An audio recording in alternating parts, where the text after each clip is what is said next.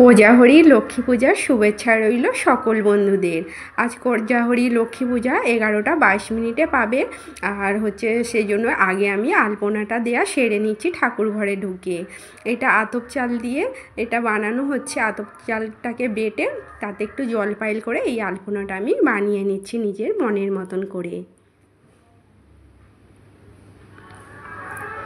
আলপনাটা কেমন হয়েছে অবশ্যই একটু জানিও বন্ধুরা। আর মায়ের পূজা আর একটু আলপনা দেবো না তা কি কখনো হয় বলো? ওই জন্য এই যে মায়ের আসনটা এইভাবেই আমি বানিয়ে নিলাম। আরও ঘরের গেটে গেটে দেবো। তারপরে এই যে ঠাকুর ঘরে চলে এলাম। এবারে একটু চন্দন ঘষে পুষ্পর মধ্যে দিয়ে দিলাম। সব কিছু জোগাড় জানতে মোটামুটি করেই নিয়েছি।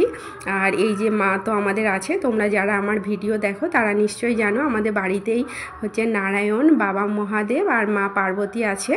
আর বাউন ঠাকুর রাতে পুজো করবে আর সারাদিন মা উপোস থাকবে, ওই জন্যে আমি দিনের বেলা পুজোটা করে নিচ্ছি। আর এই যে বাবাকে নামিয়ে নিয়েছি, বাবাকে নিয়ে পুজোটা শুরু করেই দিয়েছি। ওং নমঃ শিবায়। সব কিছু উপকরণ সুন্দর করে সাজিয়ে নিয়েছি। আর সবের মধ্যে ফুল দিয়ে দিয়েছি আর তুলসী পাতাও দিয়েছি। আর চিঁড়ে প্রসাদ বানিয়েছি দুধ দিয়ে। আর যেসব প্রসাদ উপকরণ দেওয়া হয় সব কিছু দিয়েই বানিয়ে নিয়েছি। পুজোটা আমি এইভাবেই সেরে নিচ্ছি। আজকে তো সারাদিনই লক্ষ্মী পূজা থাকবে, কালকে কাটবে। আর বাউন ঠাকুর আসবে সন্ধেবেলা পূজা করবে। আর আমি ধূপ প্রদীপ দিয়ে একটু আরতি করে নিলাম মা বাবাকে।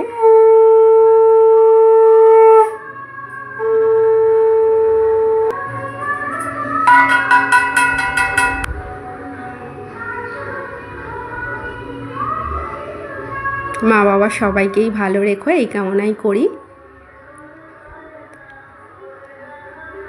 এবার আমি এই যে মায়ের যে বই আছে না ব্রত কথার, সেই বইটা একটু পাঠ করে শোনাবো। এটা বহু পুরনো দিনের বই মায়ের ছিল, সেটাই আমি পড়ছি। মনসুখে দুজনে করে আলাপন, বিনা করে হেন কালে নারদ মহামণি, ভক্তি করে উভয় এড়ে প্রমিল তিনি। করজোরে লক্ষ্মীরে সমন্বিত ঋষিবর, এক কথা কহি মাগো তোমার গোচর। নরলোক পানে মাগো চাহ একবার।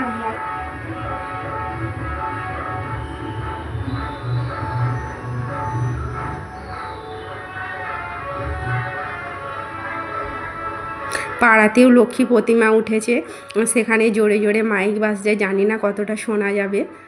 আর আমি ব্রত কথা শেষ করে এই যে উঠে পড়লাম। এবারে আমার শাশুড়ি মা, সেও বলল বৌমা আমিও একটু পড়বো। ওই জন্যে এইটা পড়লে সত্যি খুবই ভালো আর মনটা খুব ভালো হয়ে যায়। ভিডিওটা বন্ধুরা কেমন লাগলো অবশ্যই একটু জানিও। আজ এই পর্যন্তই।